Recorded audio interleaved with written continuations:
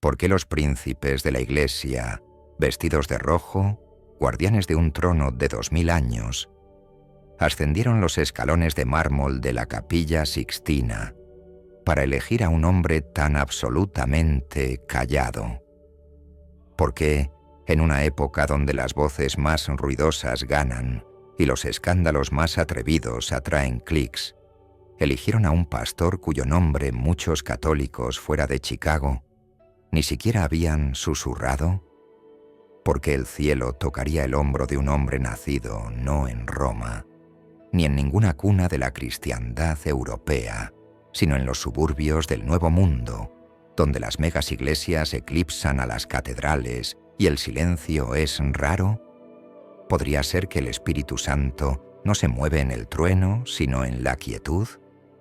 ¿Que la voz más decisiva en la elección más antigua del mundo habló en un susurro? Cuando el mundo exigía espectáculo, ¿por qué Dios envió simplicidad? ¿Por qué el humo blanco se elevó no con triunfo, sino con misterio? ¿Por qué, en el corazón de la Basílica de San Pedro, la respuesta a las preguntas más profundas de la Iglesia llegó con el acento poco familiar de un sacerdote estadounidense? Nos atrevemos a preguntar, ¿eligieron a un papa o revelaron una paradoja? Las campanas no sonaron al principio, solo el humo, blanco, inconfundible, flotando como aliento desde el alma del Vaticano, le dijo al mundo que se había tomado una decisión. Era el 9 de mayo, y Roma se sentía inusualmente callada. Incluso los adoquines de la plaza de San Pedro parecían contener la respiración mientras decenas de miles de peregrinos, turistas y periodistas levantaban la vista. Se alzaron teléfonos, se apretaron rosarios, brotaron lágrimas. Algunos se arrodillaron. Sobre ellos, la pequeña chimenea unida a la Capilla Sixtina exhaló una tenue bocanada pálida. Blanca, Habemus Papam. Pero la voz aún no había llegado. Dentro del cónclave, los cardenales ya lloraban. Algunos se abrazaban. Algunos miraban hacia el silencio, sus túnicas rojas rozando el suelo de mármol como si ángeles hubieran pasado. Y un hombre, todavía aturdido, inclinó la cabeza bajo el peso de las llaves eternas. No había hecho campaña, no había esperado. De hecho, se había resistido. Pero ahora, el anillo del pescador le sería ofrecido. El palio descansaría sobre sus hombros, y la carga de Pedro se convertiría en la suya. Un murmullo se extendió por la multitud, luego un movimiento. Las grandes cortinas rojas sobre la logia de las bendiciones se agitaron. Un cardenal diácono emergió, su voz temblando con el peso de lo que estaba a punto de anunciar: Annuntio vobis gaudium magnum. Las antiguas palabras latinas atravesaron el aire. Habemus Papam. Luego una pausa. Un nombre que pocos esperaban. Dominum Robertum Franciscum. Y finalmente, el título elegido. Qui sibi nomen imposuit, Leo Quartus Decimus. El Papa León XIV. La multitud jadeó, no por el nombre, ni siquiera porque fuera estadounidense, sino porque en ese momento, cuando salió lentamente, con humildad, sus ojos húmedos de asombro, toda la Iglesia, dispersa a través de continentes y culturas, sintió el cambio. Esto no fue solo el ascenso de un hombre, fue el despliegue de un pergamino desde el cielo. Nunca soñó con Roma. Robert Francis Prevost no nació en los pasillos del poder ni en el eco de las catedrales. Era un niño de los suburbios modestos de Chicago, criado entre la clase trabajadora, rodeado de casas de ladrillo y aceras cubiertas de nieve. Su vida temprana no tenía ningún resplandor profético, ninguna visión, ningún encuentro místico, solo un hambre silenciosa por algo real, algo sagrado. De joven tocaba música, trabajaba con sus manos, hacía más preguntas de las que respondía. Pero debajo de todo eso, latía un anhelo, no por ser algo, sino por pertenecer a alguien. Ingresó en la orden agustiniana no con ambición, sino con una especie de temblor. Los votos de pobreza, castidad y obediencia se convirtieron menos en negación y más en devoción. El mundo a su alrededor aceleraba. Él se detenía, escuchaba, esperaba. Luego, Perú. Enviado lejos de las comodidades del hogar, el padre Prevost se encontró entre los pobres en Chulucanas, una región desértica grabada con dificultad y gracia. Allí, no dirigió al pueblo. Aprendió de ellos, enterró a sus muertos, bautizó a sus hijos, escuchó sus confesiones y cargó sus historias como heridas preciosas. Con el tiempo, la gente no lo llamaba padre, lo llamaban Padre Bobby. Nunca buscó títulos, pero ellos lo encontraron. Obispo, superior, prefecto. Lentamente, misteriosamente, la Iglesia le confió más. Pero para quienes lo conocían, seguía siendo el mismo. Modesto, profundamente orante, inmune al prestigio. Respondió al llamado de Roma no con alegría, sino con entrega. Su corazón pertenecía a Cristo, no a palacios de mármol. Y luego vino la crisis. Como prefecto del dicasterio para los obispos, el cardenal Prevost fue encargado de uno de los roles más delicados en la Iglesia: elegir a los futuros pastores. En medio del escándalo, la confusión y los clamores por reforma, se convirtió en un hombre que silenciosamente ponía la integridad por encima de la ideología. No era ruidoso en los sínodos, pero lo escuchaban. Cuando comenzó el cónclave, pocos mencionaban su nombre. Pero en la quietud de la oración, su humildad retumbaba. Cardenal tras cardenal lo percibía. No era un político, no era un reformador, era un hombre poseído por la paz, la clase de paz que el mundo no puede dar. Algunos decían que el Espíritu Santo se movía a través de su silencio. Otros decían que las papeletas comenzaban a susurrar su nombre. Pero en verdad, el camino nunca fue suyo. Fue de Dios. Leo. 3 letras. Y sin embargo, en el corazón de la Iglesia, resuenan como el rugido de un león en el silencio del desierto. Cuando el cardenal Robert Francis Prevost salió a la luz de la logia y anunció su nombre elegido como León el XIV, hizo más que seleccionar un título papal. Despertó un arquetipo, invocó una línea. Abrió una puerta por la cual podrían pasar la historia, la profecía y el misterio. No hay nombre en el léxico papal más saturado de fuerza sagrada. León I, el Grande, quien en el siglo V enfrentó a Atila el Huno, no con espada o escudo, sino con la autoridad invisible del cargo divino. Se mantuvo firme a las puertas de Roma e hizo que el bárbaro se retirara. No por poder, sino por presencia.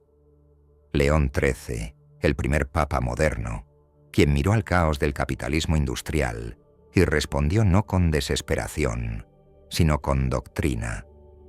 Su encíclica Rerum Novarum dio origen a la doctrina social católica, dando a luz a una teología del trabajo y la justicia. Fue un constructor de puentes entre lo antiguo y lo nuevo.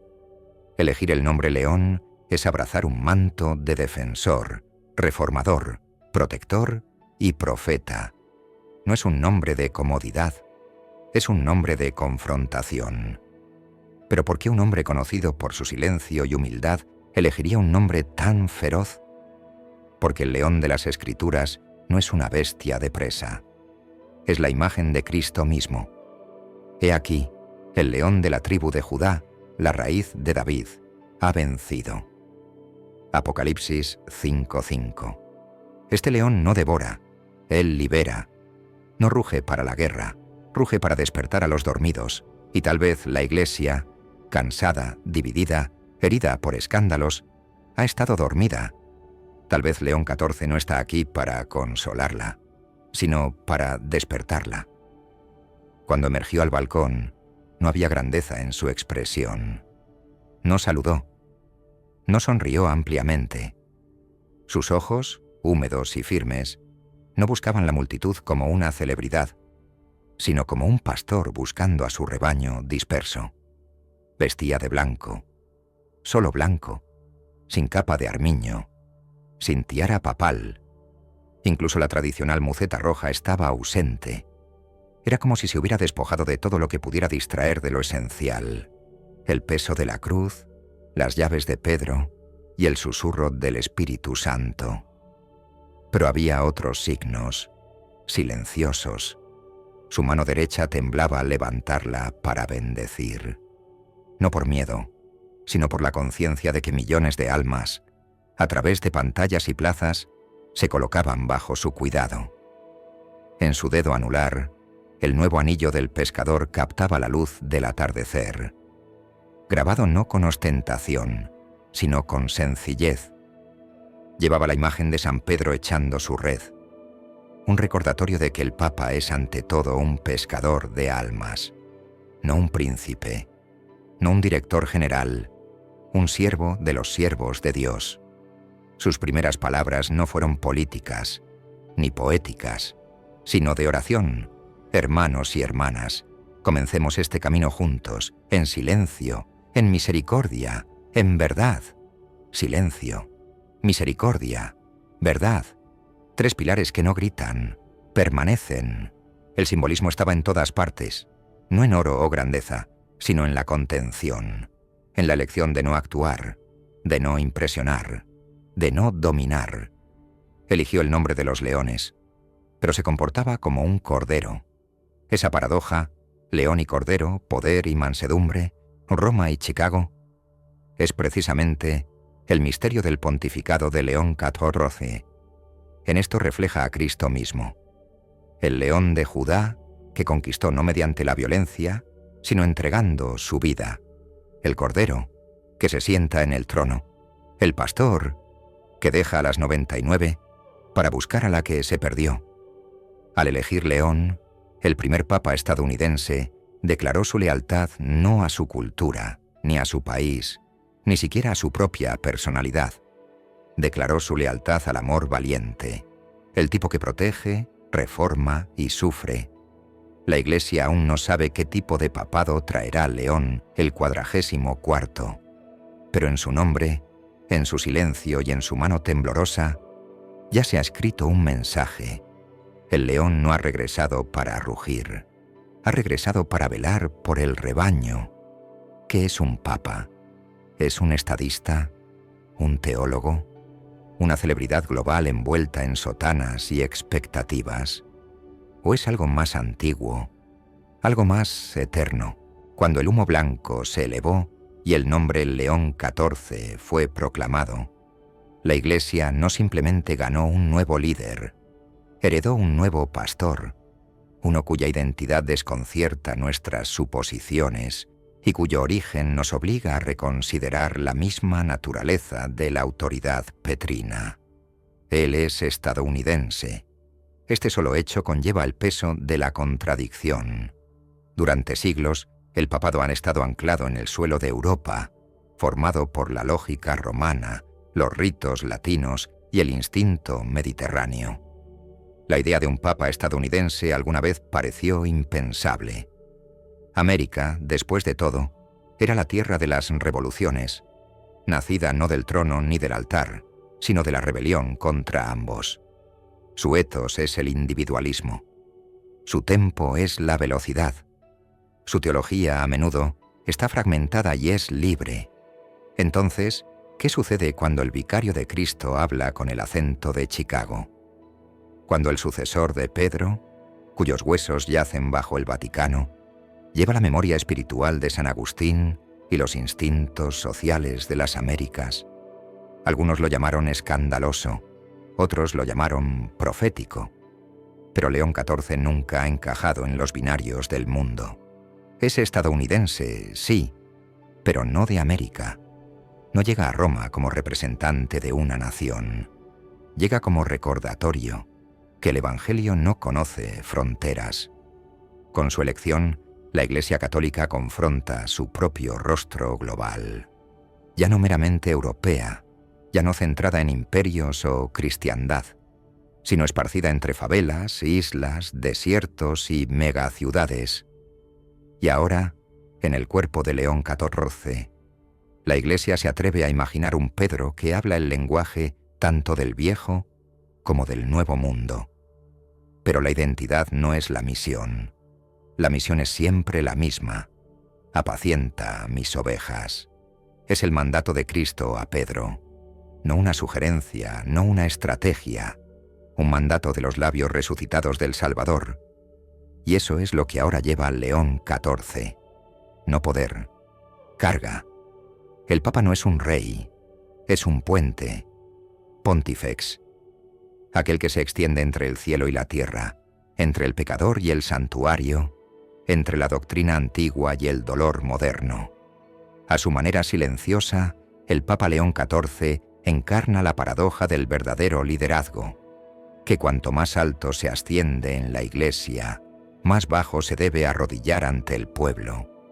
No llega con un manifiesto, llega con heridas, con escucha, con el olor de las ovejas en sus vestiduras y el peso de su sufrimiento en sus oraciones.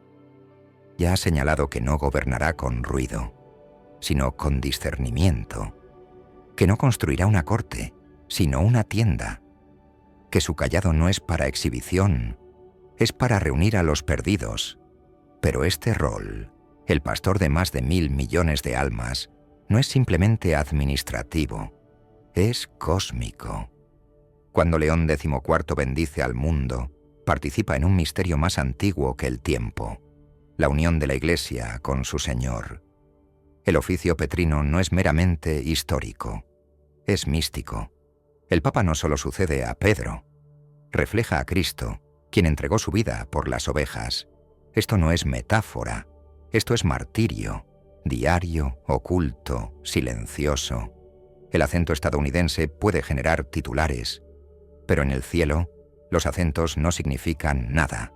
Solo el eco de la obediencia importa, solo el eco del amor. Y ahora, desde el South Side de Chicago hasta la Cátedra de Pedro, ese eco resuena en una nueva voz.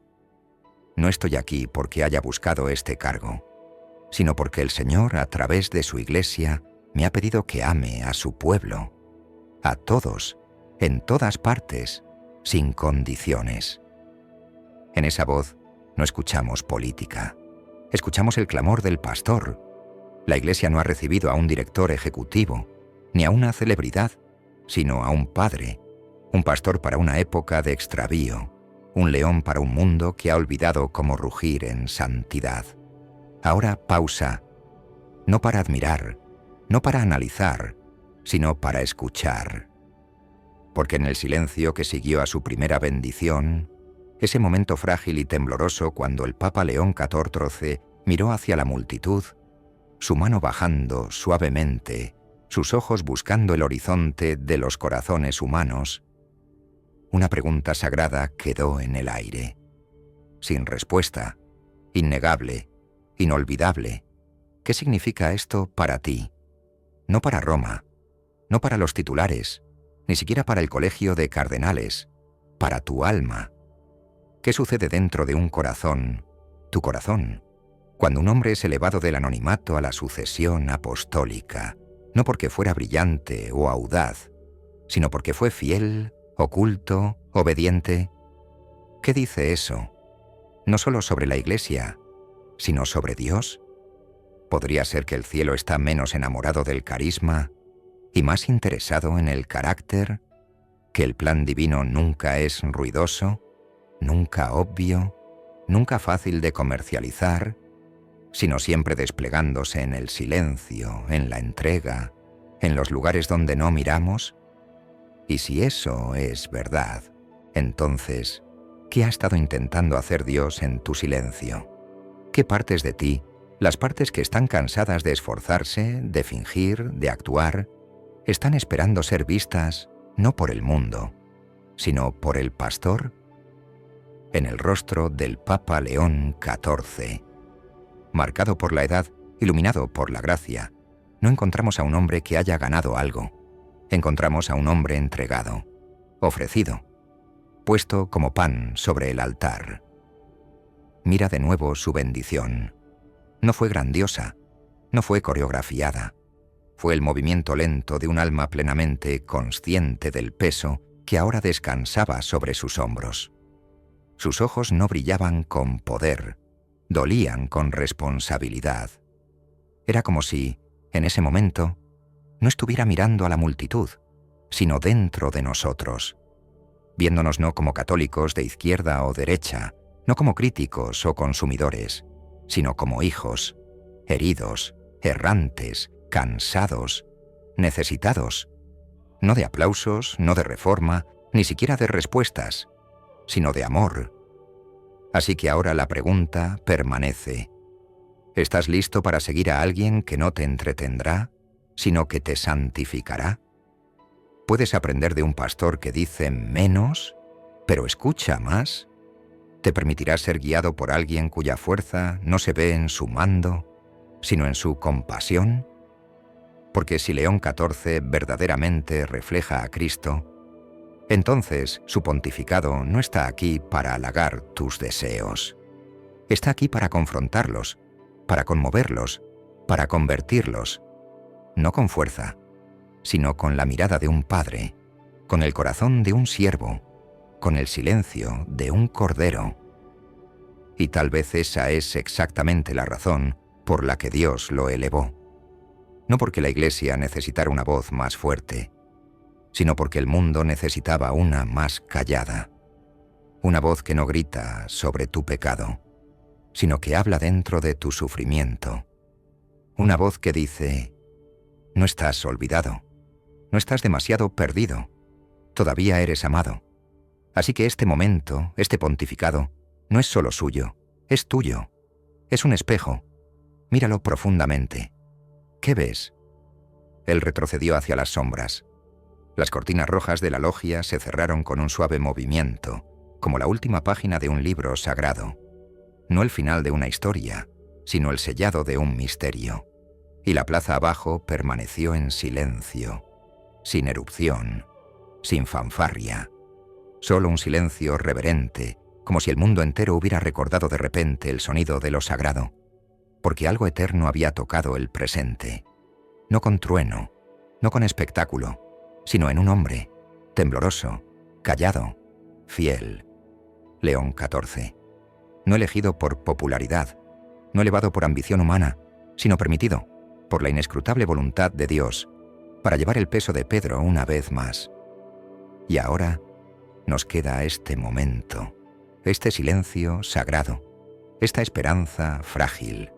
¿Reformará la Iglesia? ¿Renovará el sacerdocio? ¿Hablará a las heridas del mundo moderno? Tal vez. Pero esas respuestas no son para hoy. Hoy es para el asombro. Hoy es para la oración. Hoy es para el susurro bajo el humo blanco. El que dice, incluso ahora, a través de siglos y continentes: tú eres Petrus. Tú eres Pedro. Y sobre esta roca, Cristo sigue edificando su Iglesia. Comparte esto si crees que este momento es sagrado. Deja que el eco se extienda, no de la voz de un hombre, sino de la voluntad del cielo.